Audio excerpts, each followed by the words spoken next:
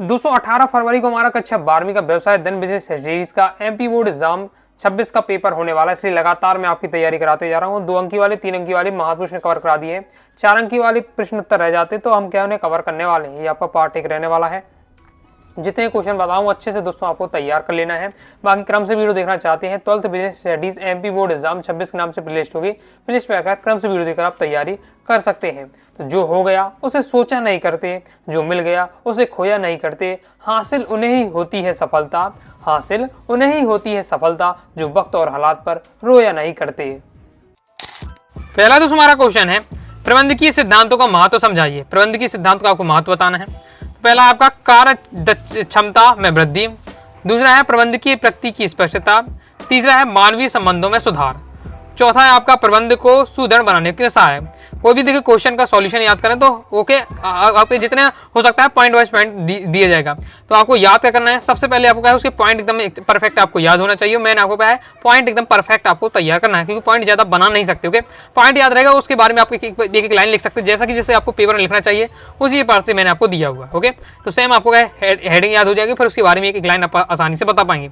तो प्रबंधकीय सिद्धांत के महत्व कौन कौन से है? कार्य क्षमता में वृद्धि होती है, प्रबंध की प्रगति की स्पष्टता होती है, मानवीय संबंधों में सुधार, साथ ही प्रबंध को सुदृढ़ बनाने में सहायक होता है। नेक्स्ट हमारा क्वेश्चन है, टेलर द्वारा प्रतिपादित प्रबंध के सिद्धांतों की व्याख्या कीजिए। कोई 4 आपको यहाँ बताने हैं। टेलर द्वारा जो प्रतिपादित सिद्धांत है उनकी आपको कोई 4 आपको बताने हैं। यहाँ ओके, अब कई सारे सिद्धांत हैं लेकिन आपको इसमें केवल 4 आपको बताने हैं।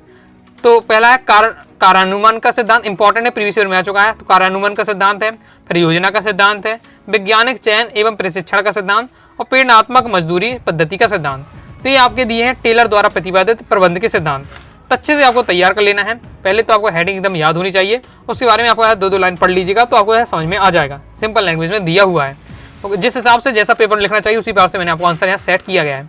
नेक्स्ट है, नियोजन की विशेषताओं को स्पष्ट कीजिए। कोई 4 आपको नियोजन की विशेषता बतानी है।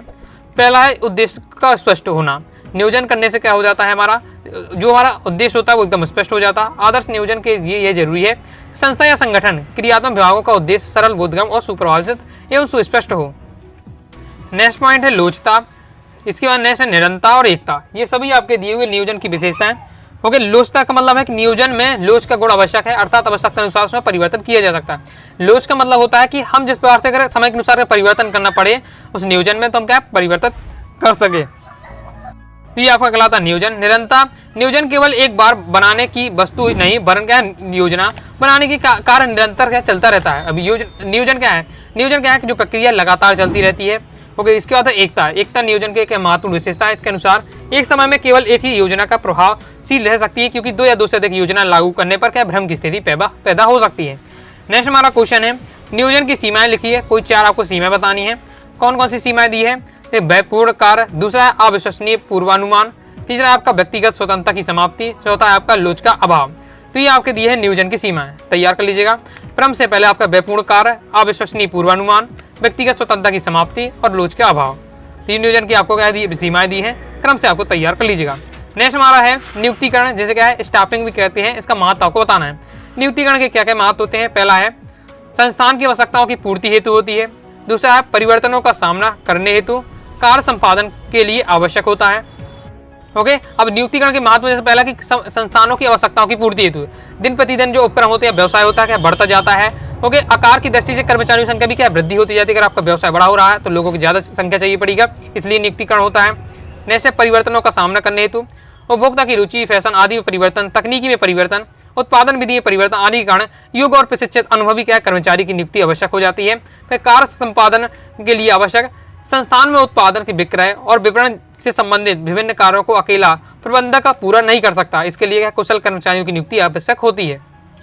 नेक्स्ट है बेरोजगारी मिटाने हेतु, विकसित और अविकसित सभी देश में कम या ज्यादा मात्रा में बेरोजगारी आवश्यक है। इस समस्या को एकमात्र साधन होता है नियुक्तिकरण। बेरोजगारी को कैसे कम किया जा सकता है?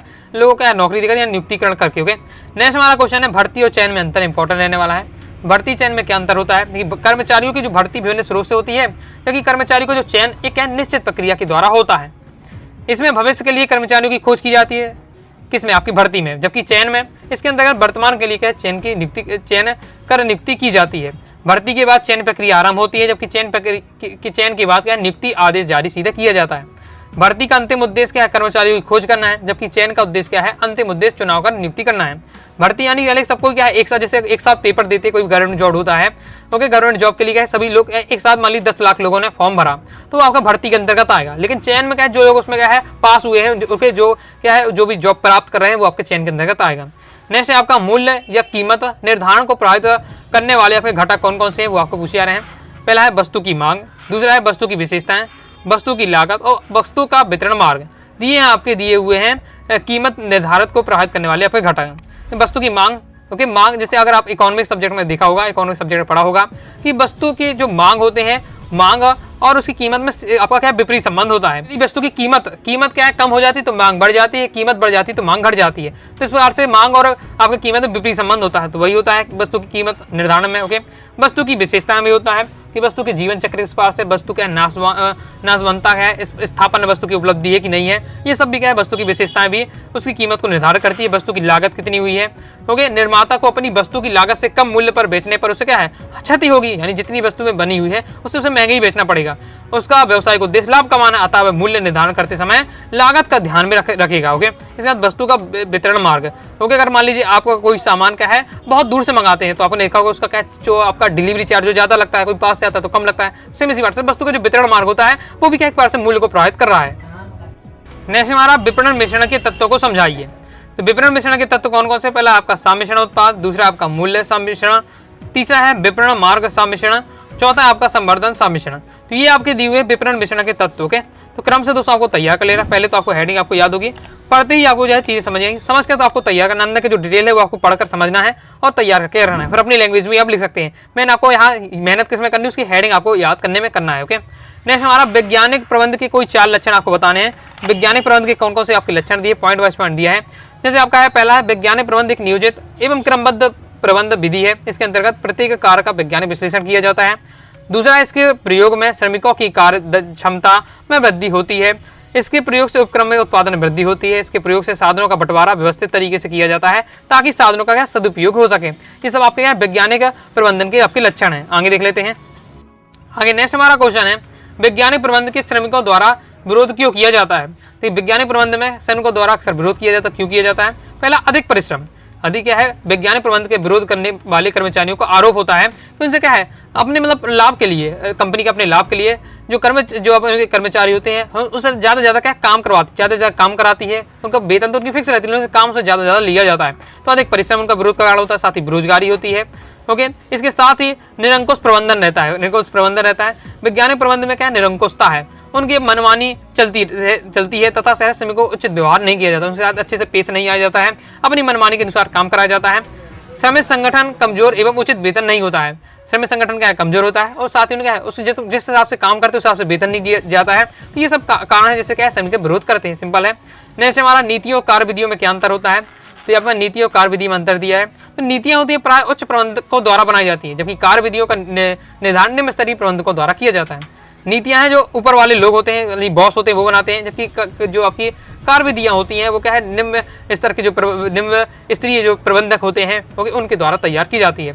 अब इसमें विभिन्न अवस्थाएं नहीं होती नीतियों में, जबकि क्या है कार्यविधियां इसमें विभिन्न अवस्थाएं होती हैं।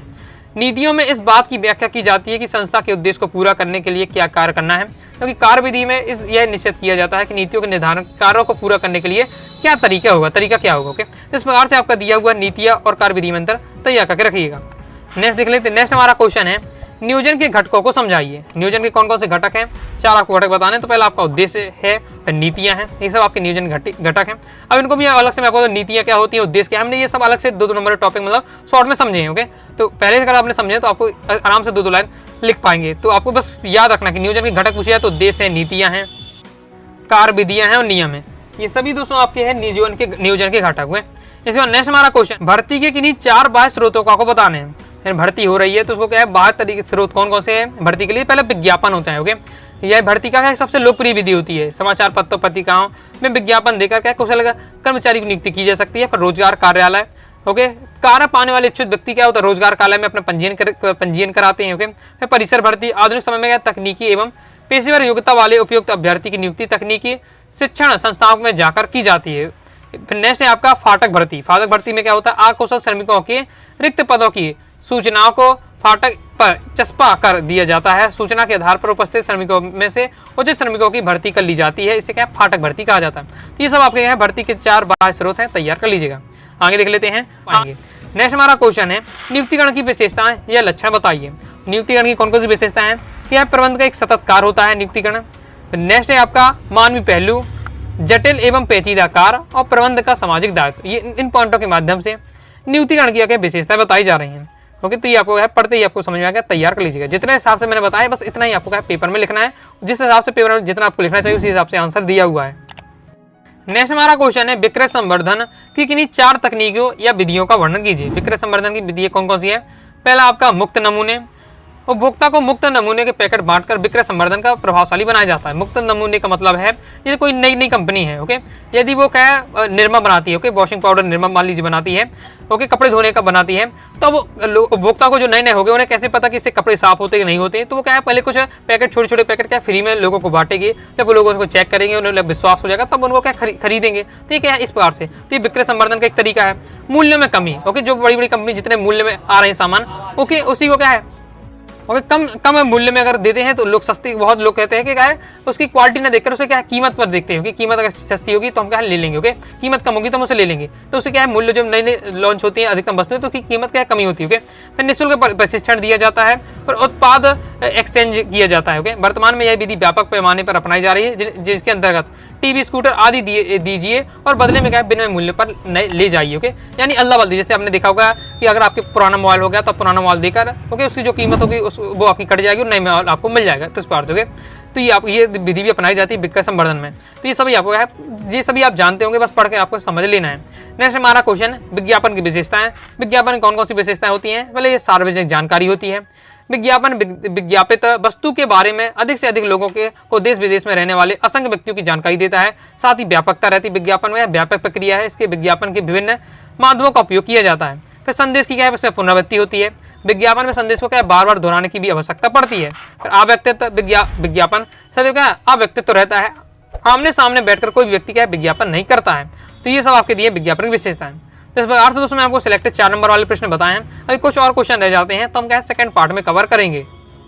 बाकी दोस्तों आप क्रम से वीडियो देखना चाहते हैं 12th business studies topper series 2025 के नाम से प्लेलिस्ट है। तो प्लेलिस्ट पर जाकर क्रम से वीडियो देखकर आप क्या तैयारी कर सकते हैं। तो आइए दोस्तों आपको वीडियो पसंद लाइक करें, सब्सक्राइब जरूर कर दीजिए। साथ ही टाइम जाए व्हाट्सएप ज्वाइन कर लीजिएगा। डाउट आता है कारण उससे आप जरूर पूछ लीजिएगा। मिलते हैं नेक्स्ट वीडियो में, तब तक के लिए बाय बाय।